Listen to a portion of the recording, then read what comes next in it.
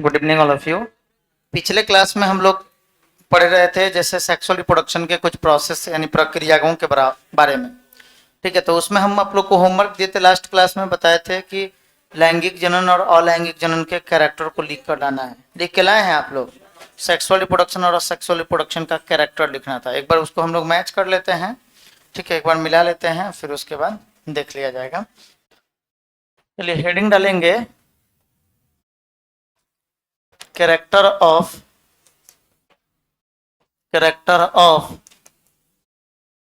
Sexual reproduction,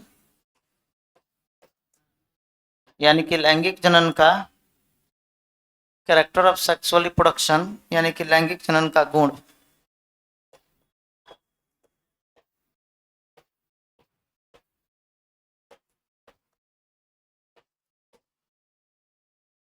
ठीक है, लैंगिक जनन का गुण। अच्छा, सेक्सुअल रिप्रोडक्शन का क्या क्या कैरेक्टर होता है?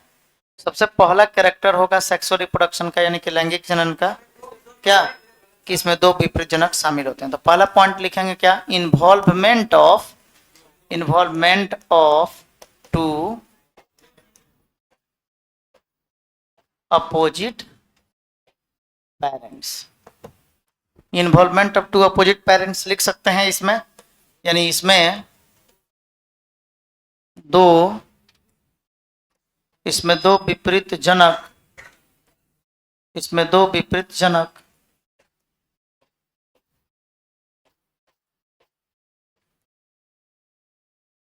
शामिल होते हैं। ठीक है, इसमें कितने विपरीत जनक शामिल होंगे सर? इसमें दो विपरीत जनक शामिल होते हैं। ठीक है, इसमें दो विपरीत जनक शामिल होते हैं। उसके बाद क्या बोलेंगे? गैमिट फॉर्मेशन अकर्स, यानी इसका मतलब हो गया कि इसमें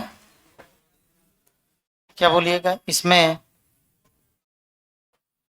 युग्मकों का निर्माण होता है। ठीक है, उसके बाद क्या लिखेंगे? Fertilisation occurs. ठीक है, फर्टिलाइजेशन अकर्स इसका मतलब होता है इसमें निषेचन होता है।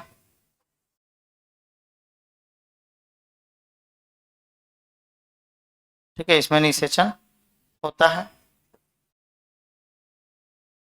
उसके बाद जाइगोट फॉर्मेशन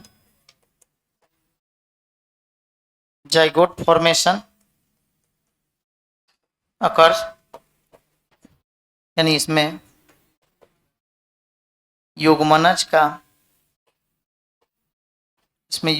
का निर्माण होता है। जाइगोट फॉर्मेशन अकर्स का मतलब क्या हो गया? इसमें युग्मनज का निर्माण होता है। लिखते चलिएगा साथ में, जो लोग अगर नहीं लिखे हो तो लिख लीजिएगा साथ ही साथ। ठीक है, जो अगर नहीं लिखे होंगे वो लिख लेंगे साथ में, कैरेक्टर ऑफ सेक्सुअल रिप्रोडक्शन। ठीक है, फटाफट हेडिंग देते चलिए। जाइगोट फॉर्मेशन अकर्स, यानी कि इसमें युग्मनज का निर्माण होता है। फिर उसके बाद क्या लिखेंगे और क्या बोलिएगा सर? इसमें जाइगोट बनेगा और उसके बाद जो संतान उत्पन्न होता है वो अपने माता पिता के समान नहीं होता है, यानी दी ऑफ स्प्रिंग लिखेंगे, the offspring produced by the offspring produced by sexual reproduction. The offspring produced by sexual reproduction. The offspring produced by sexual reproduction are not identical.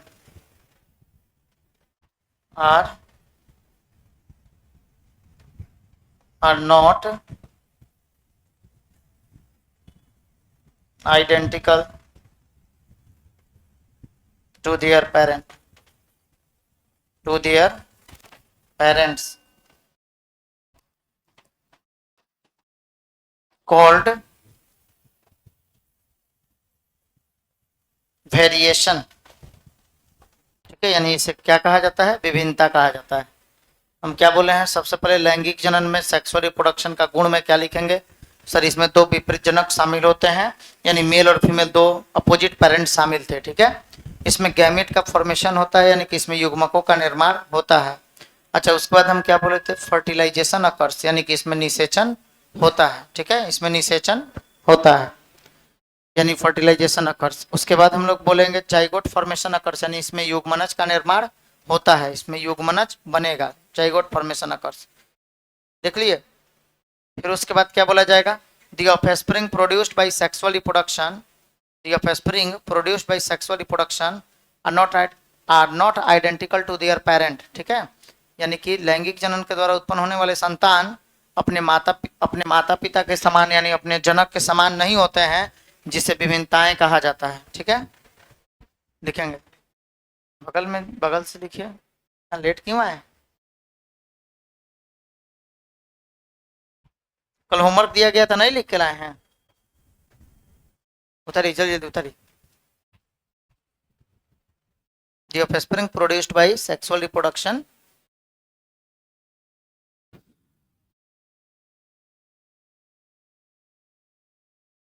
जब से क्लास आ रहे हैं तब से किनका किनका इंग्लिश सही हो रहा है, इंग्लिश सुधर रहा है पहले के। अच्छा, धीरे धीरे बहुत बदलाव हो जाएगा। हाँ, लेकिन जो खुद केवल हिंदी लिख रहे होंगे उनका बदलाव तब नहीं होने वाला है। ठीक है, दोनों लैंग्वेज लिखिएगा तब बदलाव हो पाएगा। चलिए, हो गया। यानी कि लैंगिक जनन का गुण में क्या हो जाएगा, तो सबसे पहले कि सर इसमें दो विपरीत जनक शामिल होते हैं, इसमें गैमेट युग्मकों का निर्माण होता है, इसमें निषेचन होता है, और फिर क्या हो जाएगा, इसमें युग्मनज का निर्माण होता है, और इसमें जो संतान उत्पन्न होते हैं वो अपने माता पिता के समान होते हैं, सॉरी समान नहीं होते हैं, जिसे हम क्या बोलते हैं, विभिन्नताएं कहते हैं, यानी कि वेरिएशन कहते हैं। ठीक है, इसमें जो संतान उत्पन्न होंगे वो अपने माता पिता के समान नहीं होंगे, जिसे हम क्या बोलेंगे, वेरिएशन, यानी विभिन्नता कहा जाएगा। हिंदी लिख लेंगे। लैंगिक जनन के द्वारा, देखिए लैंगिक जनन के द्वारा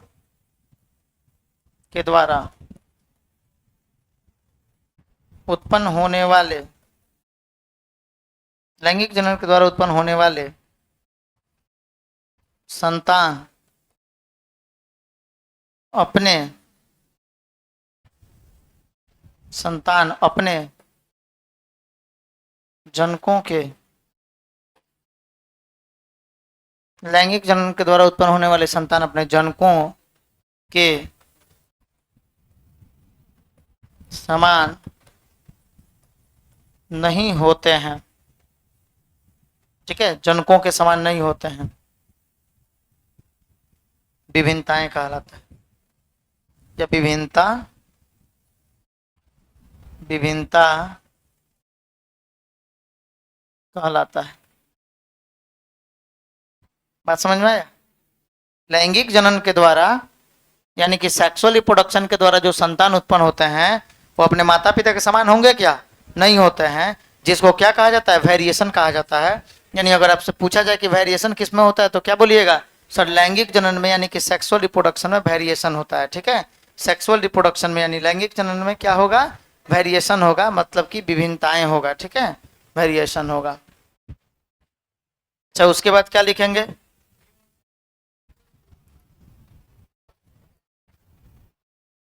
meiosis and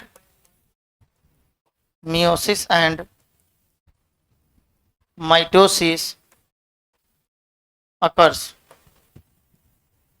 यानी इसमें अर्धसूत्री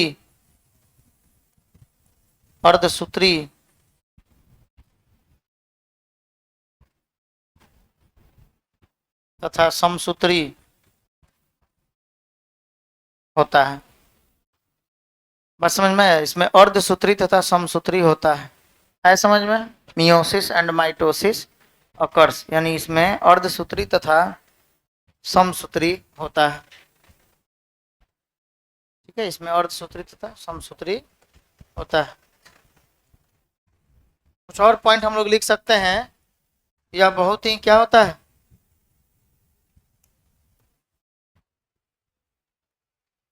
इसमें एक और पॉइंट जोड़ लेंगे, इट इज स्लो। अच्छा, यह बहुत धीमी प्रक्रिया है, क्योंकि इसमें मान लीजिए कि अगर हम एग्जाम्पल एक मनुष्य का ही, तो एक मनुष्य को अपने संतान को उत्पन्न करने में 9 महीने का समय लगता है।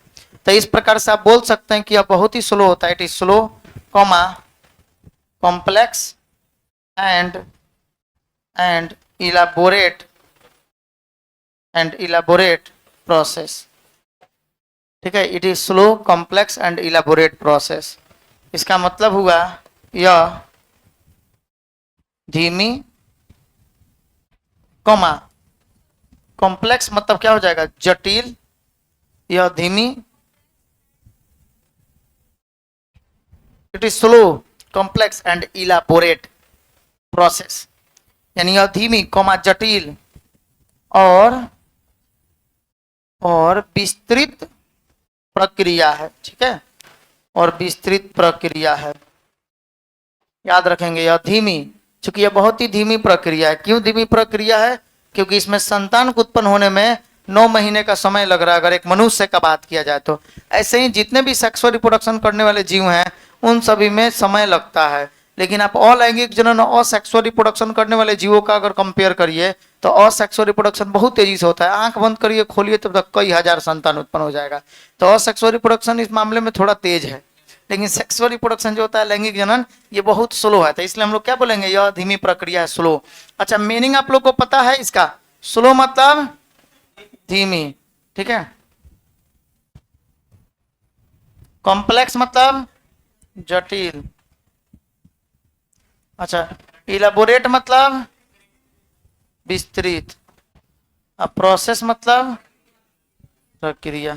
सबके नीचे हम लिख दिए हैं, इसका हिंदी जिनको भी आवश्यकता हो याद कर लीजिएगा। सारा का सारा वर्ड मीनिंग आप लोग याद करते चलिएगा, कोई भी वर्ड अगर नहीं समझ में आ रहा हो तो पूछ लीजिएगा, ठीक है। धीमी प्रक्रिया है, बहुत जटिल प्रक्रिया है। देख रहे हैं, पहले दो गो जनक आपस में मिलेगा, एक संतान को उत्पन्न करने के लिए कितना परेशानी है इसमें, कितनी जटिलताएं हो रही है कि दो विपरीत जनक चाहिए, मेल और फीमेल। उसके बाद फिर क्या, तो मेल और फीमेल तब दोनों आपस में मिलेगा, फिर गैमिट बनाएगा दोनों का युग्मक, फिर युग्मक आपस में मिलेंगे, जाइगोट बनेंगे, जाइगोट टूटकर इम्ब्रियो बनेगा, भ्रूण बनेगा, फिर भ्रूण विकसित होकर संतान का निर्माण करेगा। सोचिए कि कितना जटिल प्रक्रिया है। वहीं अगर हम अमीबा में देखें तो अमीबा जो है सीधे, एक अमीबा सीधे अपने संतान को उत्पन्न कर देता है, बस समझ में आया। उसमें गैमिट नहीं बनना है, उसमें जाइगोट नहीं बनना है, उसमें फर्टिलाइजेशन नहीं होना है, तो क्या हो जाता है, asexual reproduction slow process, sorry fast है। यहाँ बोल रहे हैं स्लो, वहां बोलिएगा फास्ट। ये कॉम्प्लेक्स जटिल, तो वहां बोलिएगा इजी यानी आसान। यह है इलाबोरेट यानी विस्तृत, जो बहुत फैला हुआ वो विस्तृत हो गया, वो हो जाएगा संक्षिप्त यानी शॉर्ट हो जाएगा यानी संक्षिप्त। बात समझ में आया। तो यहाँ सेक्सुअल रिप्रोडक्शन का ये आपका कैरेक्टर हुआ, गुण हुआ। अच्छा आप सुनिए, अगर सेक्सुअल रिप्रोडक्शन का एग्जाम में पूछेगा 5 नंबर में लिखने के लिए आता है, लैंगिक जनन क्या है और उसके गुणों का व्याख्या करें, ऐसे अगर बोर्ड के एग्जाम में पूछा जाता है तो लिख लीजिएगा। लैंगिक जनन क्या है, तो जब संतान की उत्पत्ति दो विपरीत जनक के मिलने से हो तो उसे लैंगिक जनन कहा जाता है। जब संतान की उत्पत्ति दो विपरीत जनक के मिलने से हो तो उसे क्या कहेंगे, लैंगिक जनन कहेंगे। और लैंगिक जनन में फिर आपसे पूछा जाएगा कि उसका गुण बताइए, तब आप पूरे के पूरे गुण को लिख देंगे, ठीक है। याद हो गया, क्या बोलेंगे सर इसमें सबसे पहले सर इसमें दो विपरीत जनक शामिल होते हैं, उसके बाद क्या बोलिएगा सर इसमें युग्मकों का निर्माण होता है, फिर क्या बोलिएगा सर इसमें निषेचन होता है, फर्टिलाइजेशन होता है, इसमें जाइगोट बनता है, उसके बाद फिर क्या बोलिएगा सर इसमें जो संतान उत्पन्न होते हैं वो अपने माता पिता के बिल्कुल क्या होते हैं, जनकों के समान समान नहीं होते हैं, इसलिए इसको विभिन्नता कहा जाता है। फिर इसमें मियोसिस और माइटोसिस दोनों होता है। अच्छा उसके बाद यानी अर्धसूत्री और समसूत्री दोनों होता है। उसके बाद यह स्लो है, ठीक है, कॉम्प्लेक्स है, जटिल है, और इलाबोरेट प्रोसेस है यानी कि बहुत ही विस्तृत प्रक्रिया है। अब हम लोग को सेक्सुअल रिप्रोडक्शन कंप्लीट हो गया, अब असेक्सुअल रिप्रोडक्शन का लिखना है, और लैंगिक जनन का गुण अब आप लोग को लिखना है। बढ़ा दिया जाए इसको, किसी का छूटा नहीं है ना, बाकी वो उतार लीजिए जल्दी से।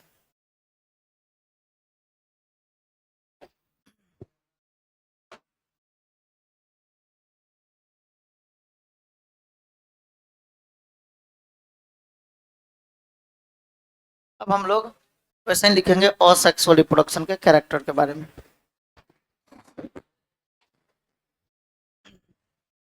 कुछ बच्चा फोन किया था।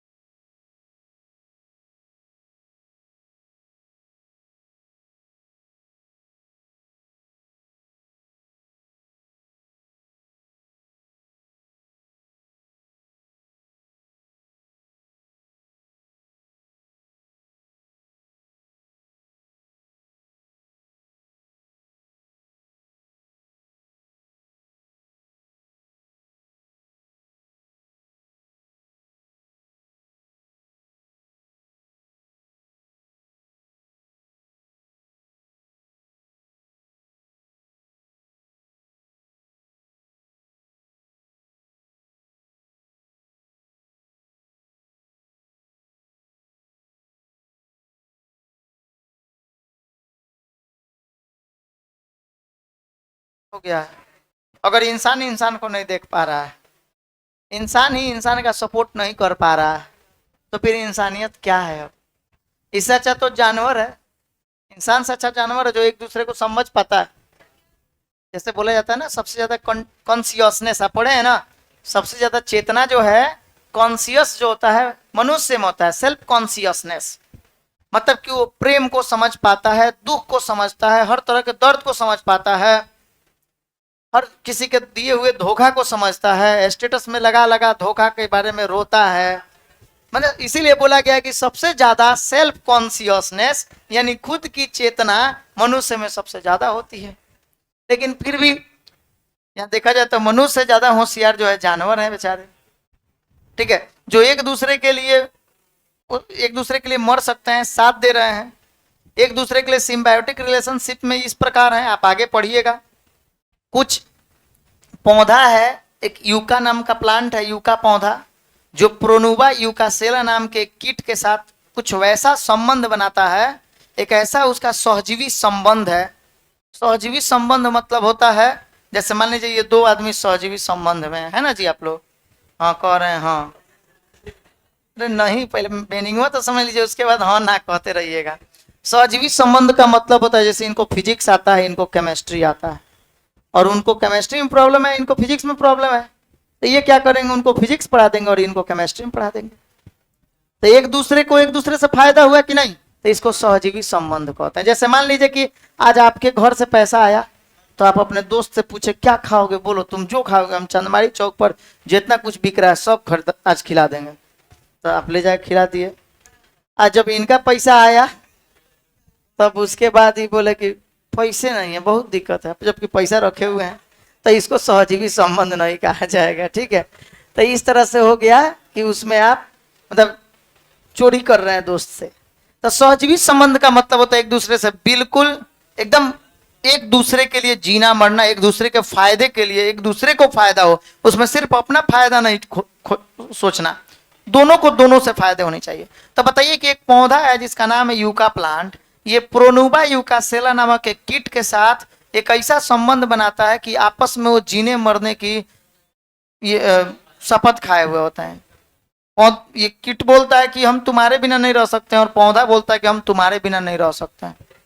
मतलब सोचिए कि ये इंसेक्ट जो है प्रोनुबा यूकासेला, वो कभी भी अपने अंडे को दूसरे जगह जन्म ही नहीं दे सकता है। जिस दिन ये पौधा खत्म हो जाएगा उस दिन उस कीड़े की प्रजाति, उस कीट की प्रजाति जो है खत्म हो जाएगी, और जिस दिन ये कीट खत्म हो जाएगा उस दिन इस पौधे की प्रजाति खत्म हो जाएगी। क्यों?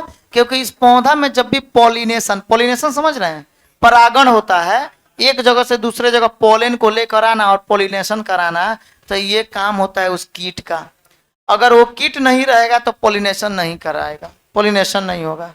और अगर ये पौधा नहीं रहेगा तो कीट अपने अंडे को उसके अंदर उसके अंडाशय में उत्पन्न नहीं करेगा, जिसके कारण इस तरह से कीट की भी प्रजाति नष्ट हो जाएगी और पौधा का भी प्रजाति नष्ट हो जाएगा।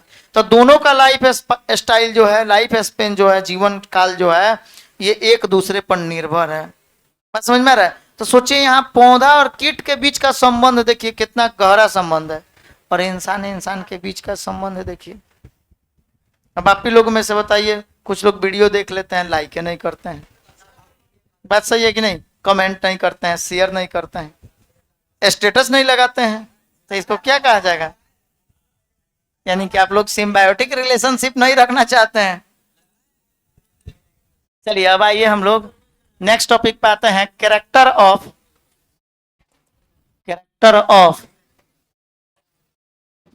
Asexual reproduction. Character of asexual reproduction यानी इसका मतलब हुआ अलैंगिक जनन का गुण। ठीक है, क्या बोलेंगे इसको?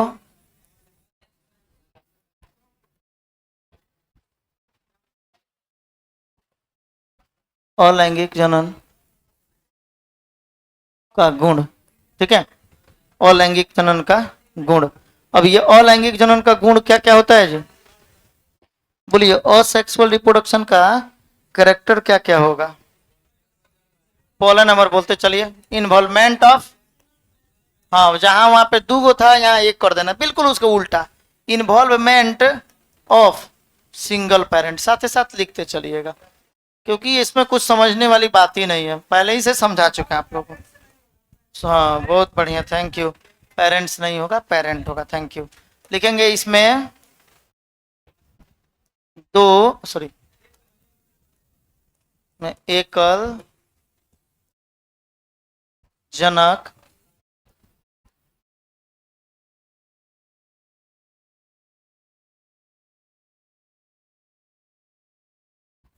ठीक है, इसमें एकल जनक शामिल होते हैं, लिख लिए, इसमें एकल जनक, इसमें एकल जनक शामिल होते हैं, यानी इन्वॉल्वमेंट ऑफ सिंगल पेरेंट।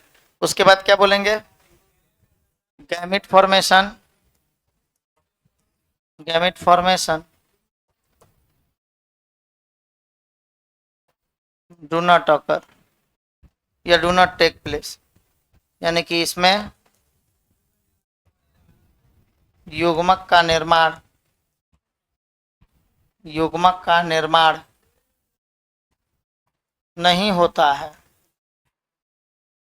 ठीक है, इसमें युग्मक का निर्माण नहीं होता है, युग्मक का निर्माण नहीं होता है, तो उसको लैंग्वेज में हम लोग बढ़िया से लिख देंगे, इसमें युग्मक का निर्माण नहीं होता है।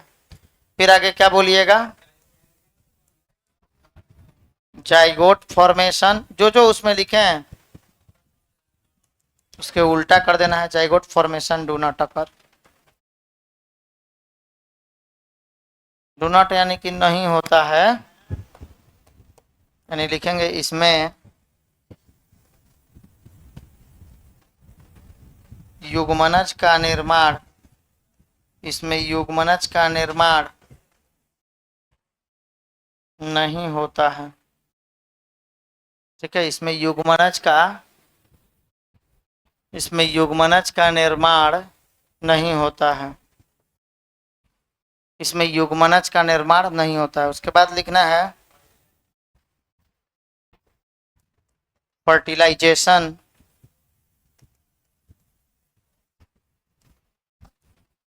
डू नॉट अकर, इसमें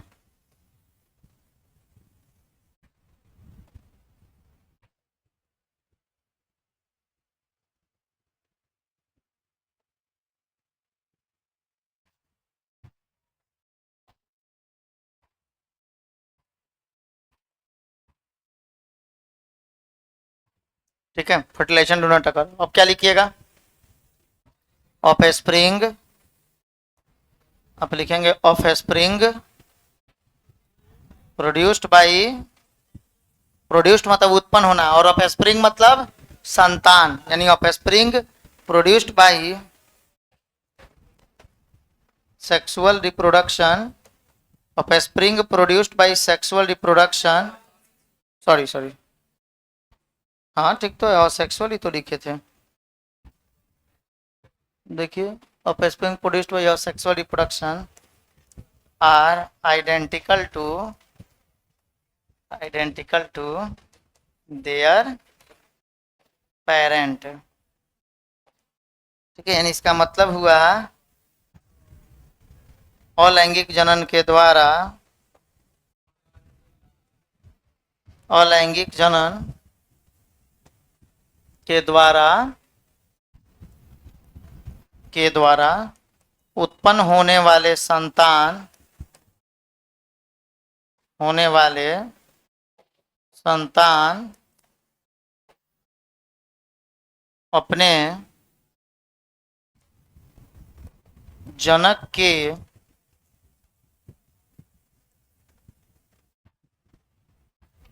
अपने जनक के समान होते हैं, जिसे क्लोन कहा जाता है। ठीक है, अलैंगिक जनन के द्वारा उत्पन्न होने वाले संतान अपने जनक के समान होते हैं, जिसे क्लोन कहा जाता है। याद रखिएगा, यानी क्लोन किस में बनता है, तो आप क्या बोलिएगा, अलैंगिक जनन, असेक्सुअल रिप्रोडक्शन में। और वेरिएशन किस में होता है, विभिन्नता किस में होता है, तो सेक्सुअल रिप्रोडक्शन में, यानी कि लैंगिक जनन में। बात समझ में आया, सेक्सुअल रिप्रोडक्शन में यानी कि लैंगिक जनन में।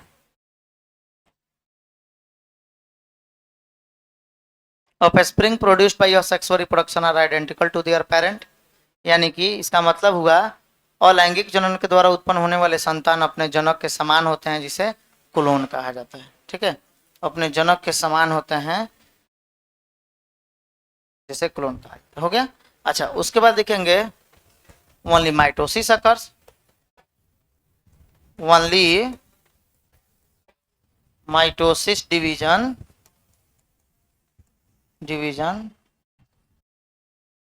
Occurs, only mitosis division occurs. ठीक है, यानी इसमें केवल, वहां दोनों हो रहा था ना, तो इसमें केवल समसूत्री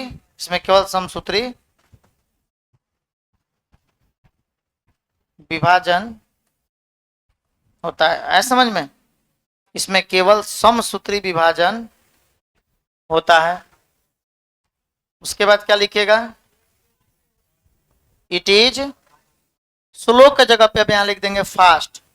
इट इज फास्ट, फास्ट मतलब तीव्र।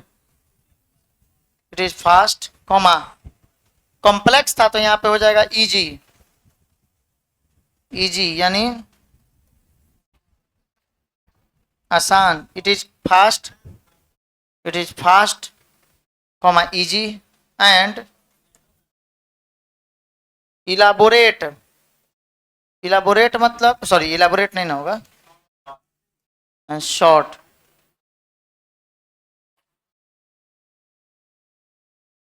शॉर्ट मतलब क्या हो गया, संक्षिप्त। शॉर्ट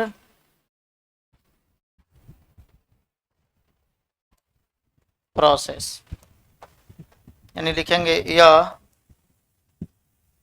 तीव्र कॉमा आसान या सरल, आसान और संक्षिप्त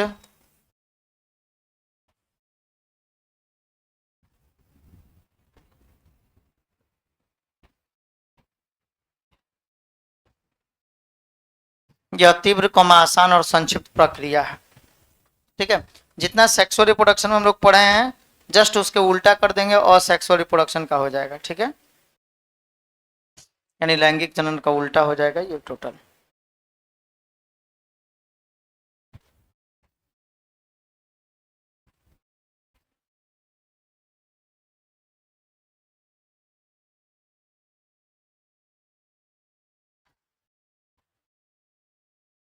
खाली हिंदी में क्या लिखे हैं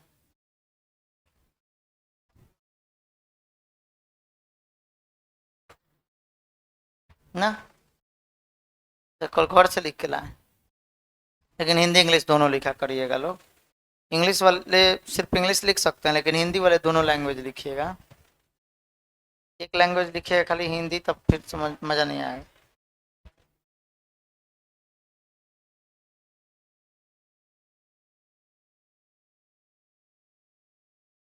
हो गया। यानी कि यह तीव्र, आसान और संक्षिप्त प्रक्रिया है। कैसे बोला जाएगा? इसमें एकल जनक शामिल होते हैं, इन्वॉल्वमेंट ऑफ सिंगल पेरेंट।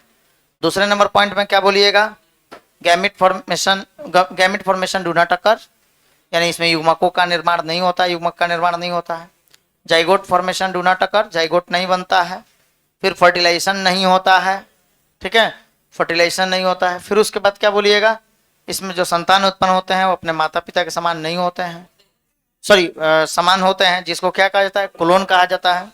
अच्छा, उसके बाद क्या बोलिएगा? इसमें केवल माइटोसिस होता है, यानी समसूत्री विभाजन होता है। और फिर यह आसान होता, सॉरी ये क्या होता है जी? तीव्र होता है, आसान होता है और संक्षिप्त प्रक्रिया होता है, यानी शॉर्ट प्रोसेस होता है। हो जाएगा? चलिए, तो ये सेक्सुअल कैरेक्टर में सेक्सुअल का और असेक्सुअल का, आप अगर मान लीजिए क्वेश्चन कहीं पूछ दिया लैंगिक जनन क्या है, उसके गुणों को लिखें, तो ऐसे आप लिख सकते हैं। अगर कहीं पूछ दिया असेक्सुअल रिप्रोडक्शन, अलैंगिक जनन क्या है, उसके गुणों को लिखें, तो भी आप लिख सकते हैं। या फिर अगर क्वेश्चन पूछ दिया सेक्सुअल रिप्रोडक्शन और असेक्सुअल रिप्रोडक्शन में अंतर स्पष्ट करें, बराबर ये सब पूछे जाने वाला क्वेश्चन है, ठीक है। तो इस तरह का अगर क्वेश्चन पूछ दिया तो भी आप लिख सकते हैं, ठीक है। तो इसमें 3 तरह का अलग अलग क्वेश्चन निकल रहा है, हो जाएगा। चलिए, तो हम लोग का रिप्रोडक्शन जो है ये पूरा कंप्लीट हो गया। अच्छा, रिप्रोडक्शन अगर आपसे पूछा जाए क्या रिप्रोडक्शन सभी सजीवों में होता है? रिप्रोडक्शन क्या सभी सजीव करते हैं जी? जनन करते हैं सभी सजीव? नहीं करते हैं। Reproduction do not occurs in reproduction do not occurs in all living organisms, यानी इसका मतलब हुआ जनन जनन सभी सजीवों में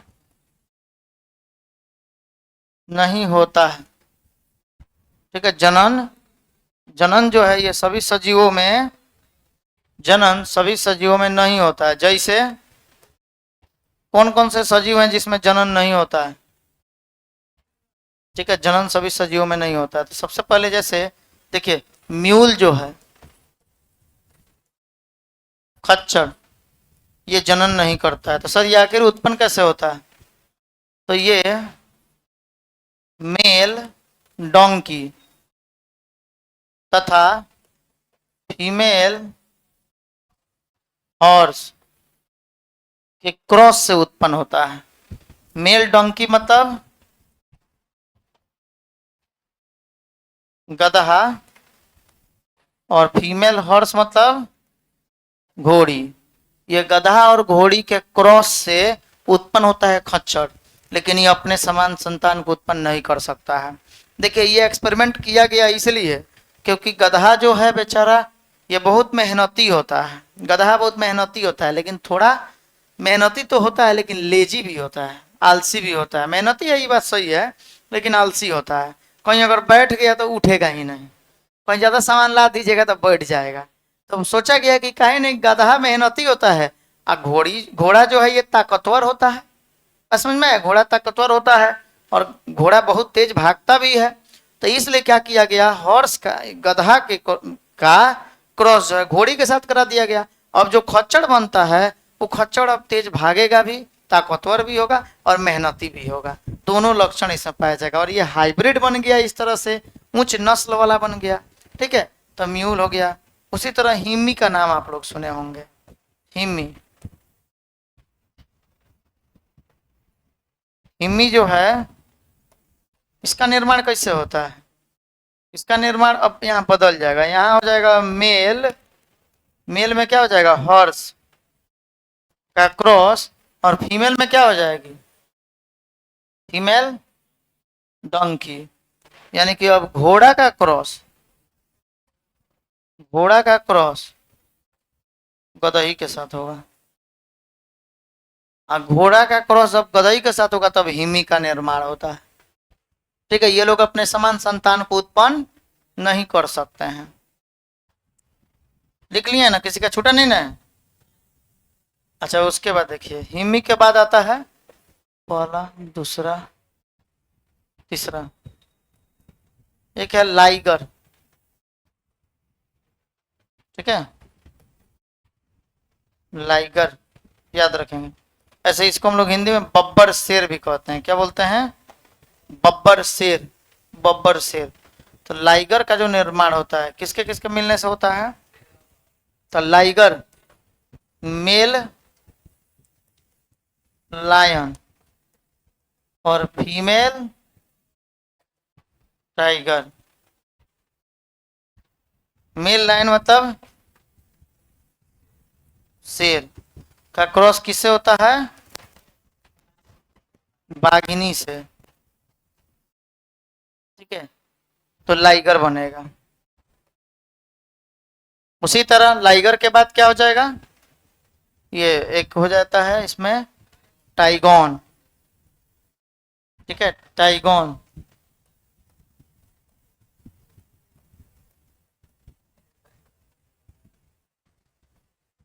टाइगॉन, टाइगॉन का निर्माण कैसे होता है? टाइगॉन का निर्माण होगा सर, इसमें मेल टाइगर हो जाएगा। पहले नाम ही आप जब देख रहे हैं टाइगॉन, यानी पहले टाइगर, टाइगर वर्ड से ये स्टार्ट हो रहा है टाइगॉन, तो मेल इसमें टाइगर हो जाएगा। यहाँ लाइगर यानी लायन, लायन वर्ड से शुरू हुआ था इसलिए मेल लायन हो गई। अच्छा, टाइगॉन यानी मेल टाइगर, मेल कौन हो जाएगा? टाइगर। और फीमेल, फीमेल लायन। यानी इसका मतलब क्या होता है? तो टाइगॉन का निर्माण कैसे होता है जी?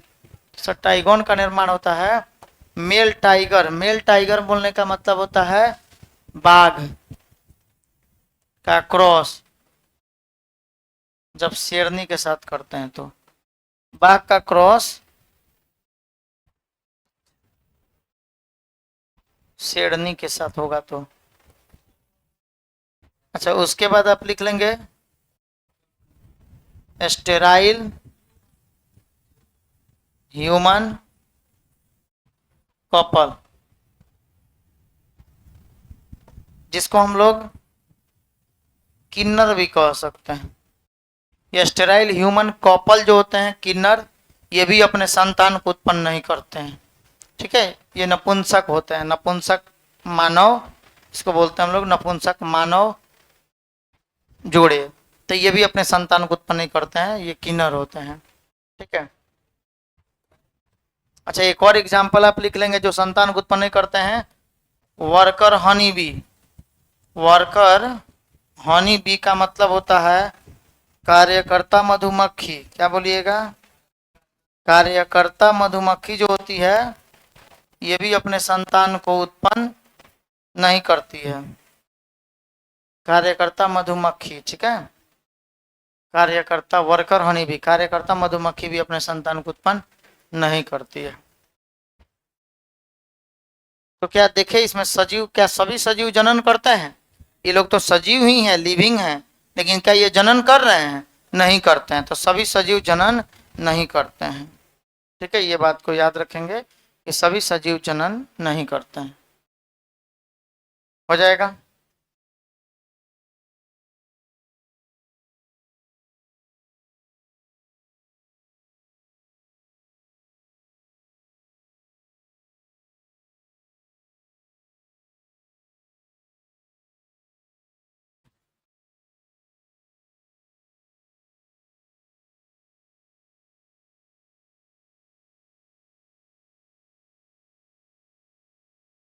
हो गया?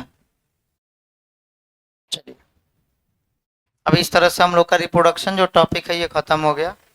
रिप्रोडक्शन खत्म हो गया तो अब हम लोग को पढ़ना है क्या? मेटाबॉलिज्म के बारे में पढ़ना है। तो अब तीसरे नंबर पॉइंट आप लोग नोट करेंगे, मेटाबॉलिज्म। और ये बहुत इंपॉर्टेंट टॉपिक है। मेटाबॉलिज्म का हिंदी होता है उपापचयन। ठीक है, उपापचयन। और उपापचयन का मतलब क्या होता है?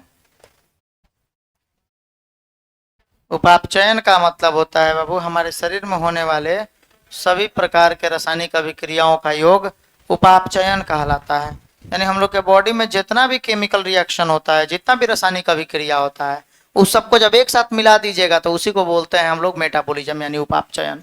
रासायनिक अभिक्रिया होता है तब तो हमारे शरीर से पसीना आता है, पाचन होता है, कार्बन डाइऑक्साइड, ऑक्सीजन लेते हैं, कार्बन डाइऑक्साइड छोड़ते हैं। ठीक है, मलमूत्र का त्याग होता है। ठीक है, केमिकल रिएक्शन नहीं होगा तो हार्ट आपका कार्य नहीं करेगा, लंग्स आपका कार्य नहीं करेगा। ये सब रासायनिक अभिक्रिया, केमिकल रिएक्शन हमारे बॉडी में हो रहा है। हमेशा एक सिस्टम बना हुआ है, मशीनरी जो हमेशा चल रहा है, ठीक है, हमेशा ये चालू है। तो उस तरह से मेटाबॉलिज्म का मतलब होता है the sum total of, the sum sum मतलब योग यानी जोड़, the sum total of all the chemical reaction, the sum total of all the chemical reaction, the sum total of all the chemical reaction occurring in our body, occurring in our body are called metabolism।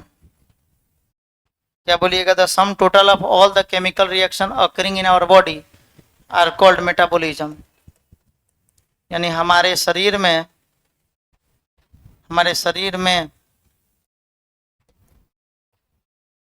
होने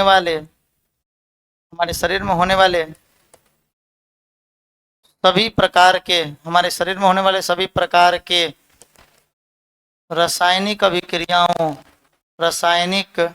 हमारे शरीर में होने वाले सभी प्रकार के रासायनिक अभिक्रियाओं का योग, रासायनिक अभिक्रियाओं का योग उपापचयन कहलाता है। बात समझ में आया? उपापचयन कहलाता है। उपापचयन किसको कहते हैं? हमारे शरीर में होने वाले सभी प्रकार के रासायनिक अभिक्रियाओं का योग उपापचयन कहलाता है। ठीक है,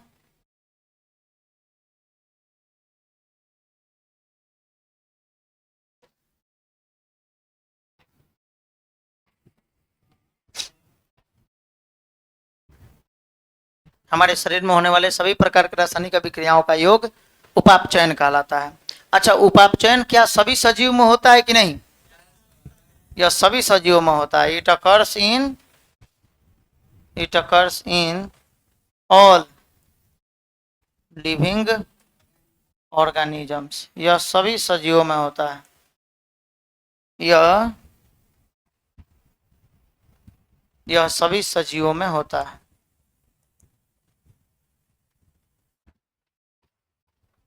यह सभी सजीवों में होता है। बात समझ में आया? यह सभी सजीवों में होता है। It occurs in all living organisms. तो याद रखेंगे, ये जो मेटाबॉलिज्म है यानी कि जो उपापचयन है, उपापचयन यह सभी सजीवों में होगा। जितने भी सजीव हैं उन सब में होता है। कोई भी ऐसा निर्जीव नहीं है जिसमें उपापचयन हो। बात समझ में आया? सभी तरह के सजीवों में उपापचयन होगा, किसी भी निर्जीव में उपापचयन नहीं होता है। तो इसीलिए इसको हम लोग बताए थे एक बार, डिफाइनिंग प्रॉपर्टी इसको बोलते हैं, परिभाषित गुण बोलते हैं, जो पहले आप लोग को बता चुके हैं। तो कल के क्लास में इसके आगे का हम लोग टाइप पढ़ेंगे और कल जो है ये सब टॉपिक जो है आपका खत्म हो जाएगा। ठीक है, उसके बाद 2 दिन का सिर्फ क्लास आपका बचेगा, 2 दिन में चैप्टर खत्म हो जाएगा। तो मतलब कल के बाद 2 दिन का क्लास, 3 क्लास और है जिसमें ये चैप्टर आपका खत्म हो जाएगा। ठीक है, चलिए तो यहाँ तक आप सभी वीडियो को देख लेंगे। जिनका भी क्लास छूटा हुआ है इसे कवर कर लीजिए बस।